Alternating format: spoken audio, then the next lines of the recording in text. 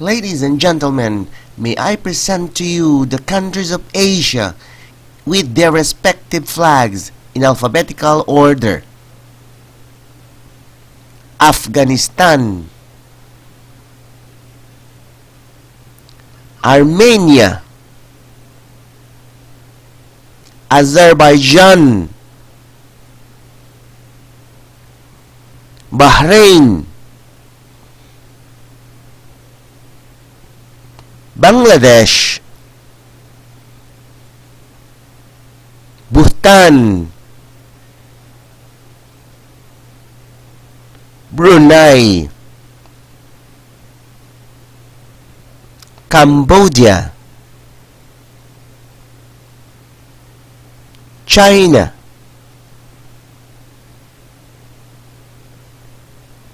Cyprus, Georgia, India, Indonesia, Iran, Iraq, Israel, Japan, Jordan, Kazakhstan, North Korea, South Korea, Kuwait, Kyrgyzstan, Laos, Lebanon, Macau, Malaysia, Maldives,